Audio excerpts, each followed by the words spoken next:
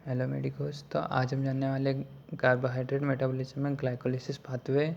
तो जानते हैं इसके साइंटिस्ट है इमिडन, मेयरहॉफ एंड पारानस, इसलिए इसको EMP पाथवे भी बोलते हैं।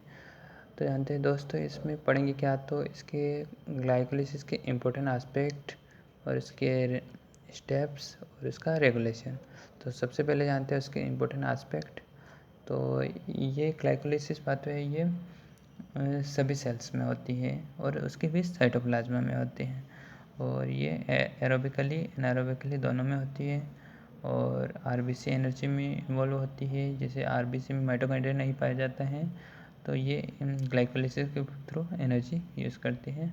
स्ट्रेस एक्सरसाइज में इन्वॉल्व होती है, लो इन कार्डियक मसल्स में लो होती है, और नॉन इसेंशियल एमिनो एसिड में इन ग्लिसरॉल में इन्वॉल्व होती है, और ग्लूकोनियोजेनेसिस में भी इन्वॉल्व होती है। ये थे इसके इम्पोर्टेंट एस्पेक्ट।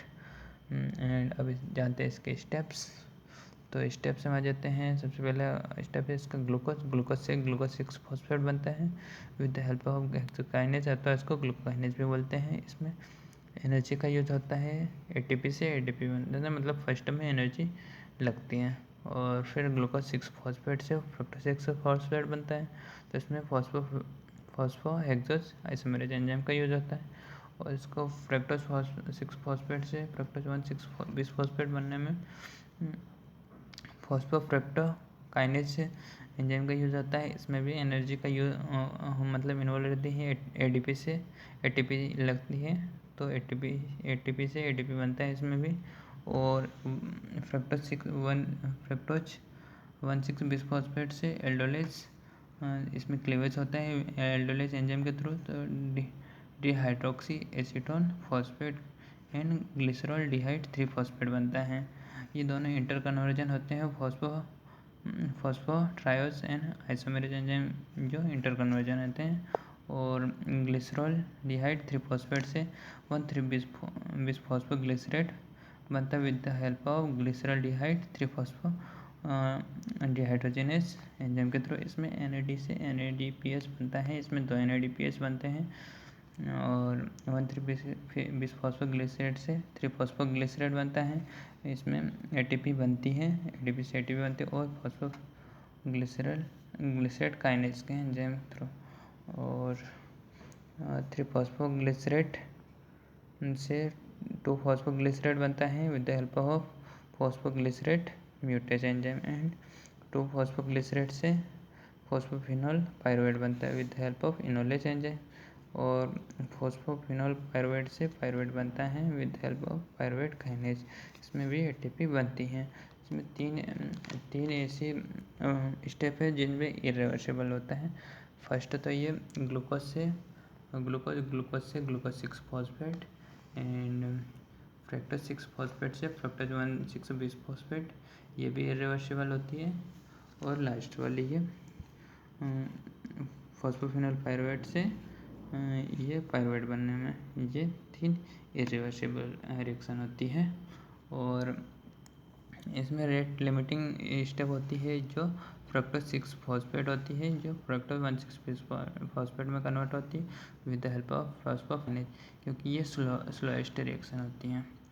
अब इसके जानते हैं एनर्जेटिक प्रोडक्शन। इसमें 2 NADPH यूज हुए थे, उससे 5 ATP एंड 4 ATP बनती है, और टोटल 9 ATP हो जाती है, और 2 ATP फर्स्ट में यूज़ होती हैं।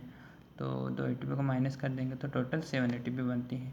तो ग्लाइकोलिसिस पाथवे से एरोबिक रिएक्शन में टोटल 7 ATP का बनते हैं।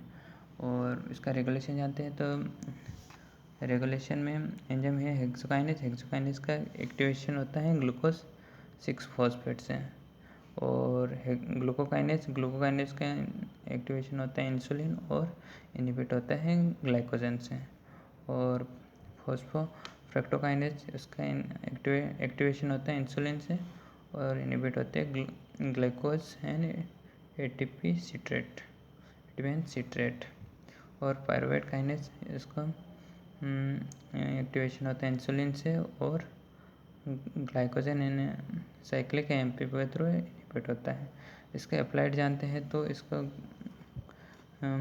ग्लिकोलिन इराइथ्रोसिस erythrocytes in associate with 2,3 bisphosphate 2,3 BPG बोल सकते हैं इसको प्रोटेक्शन में इन प्रेजेंस ऑफ 2,3 BPG ऑक्सीडो हेमोग्लोबिन होलेज more oxygen to the tissue. मतलब जैसे ये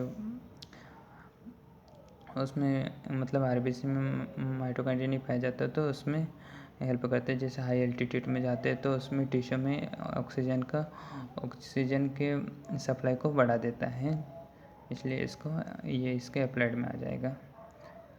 थैंक यू।